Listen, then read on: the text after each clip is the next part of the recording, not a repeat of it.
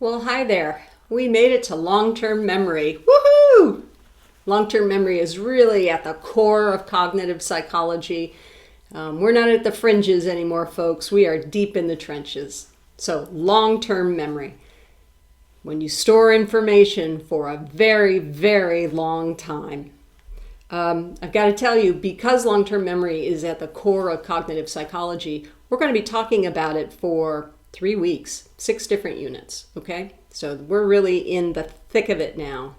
So, from previous lectures, sensory memory, short-term memory, we talked a lot about how long information can be held in those stores and how much information can be held in those stores. The answers in long-term memory are easy, but also complicated.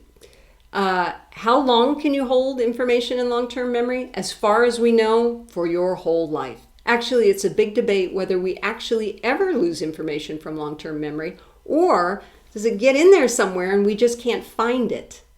Researchers don't know yet, but they're working on it. It's an interesting question, right? Do you ever actually forget something? For me, it feels like I forget things all the time. Or is it in there and eventually, if I found the right way in, could I find it?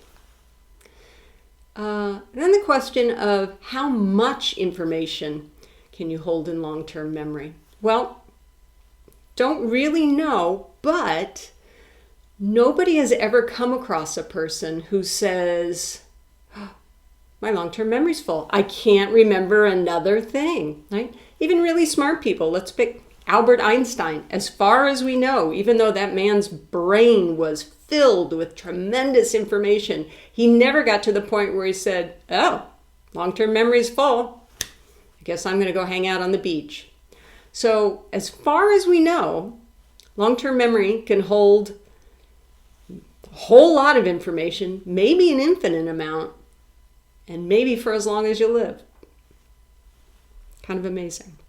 All right, what's the relationship between short-term memory and long-term memory? We're going to focus on that for the rest of this mini lecture.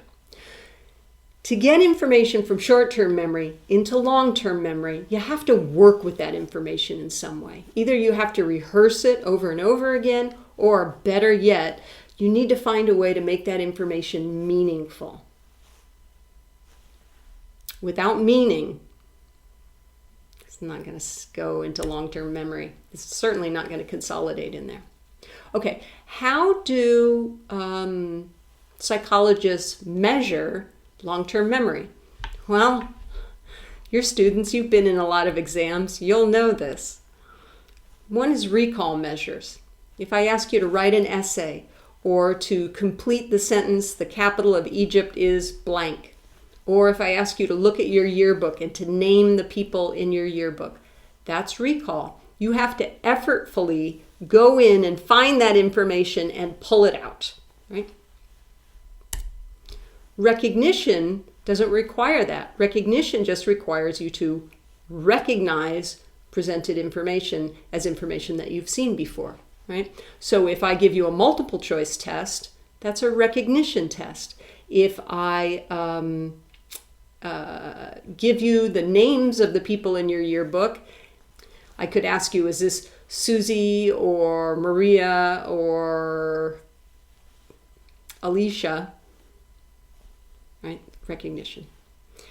If you measure long-term memory with recall and recognition measures, guess which measure is going to give you a bigger estimate of how much information is in long-term memory? Students know this. They always want the multiple choice questions, right?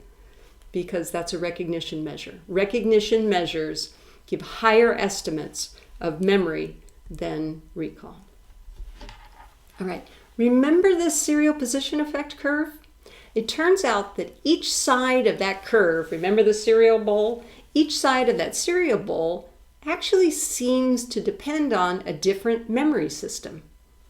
Think about it. Primacy effect is one memory system and the recency effect is another. Which way do you think it's going to go? Well, I can tell you. Here's a classic study done back in the 70s where they asked people to remember a list of words, but the words were read to them very slowly, one word every 5 seconds, and in between the words, the participants in the experiment were asked to rehearse the words. So if you gave me the list banana, and I've got 5 seconds with just the word banana, I'll say to myself, banana, banana, banana, and then they'll say car, and I'll say banana car, banana car, banana car, banana car. I don't know, aardvark, banana car, aardvark, banana car, aardvark. Okay, and they measured how often each word was rehearsed. And so the serial position effect line is the red line in here. And you can see the primacy effect, which is the side of the cereal bowl that comes first. Now the blue line that falls mostly on top of the red line, that's a number of times that each word was rehearsed. And you can see there's a really strong overlap between how likely somebody is to remember a word in a word list and how many times they've rehearsed that word.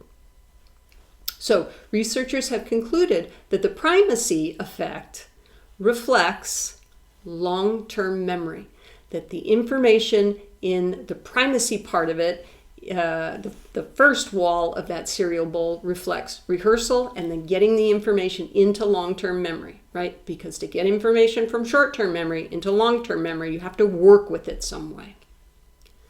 Okay. Notice the rehearsal line, that blue line, really just sort of declines over time. So it's very hard to explain the recency effect in terms of rehearsal or working with memory. So how do you explain the recency effect?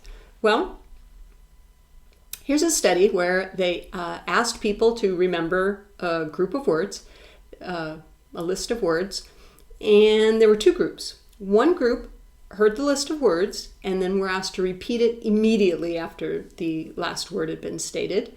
And the other group was given the list of words and they were asked to wait 30 seconds. There was a delay of 30 seconds before they could repeat what the words were. And what I want you to see is when there's a delay, when you learn a list of words and then you have to wait 30 seconds to say what the words are, there's a real drop in how much you remember compared to if you can say the words right away.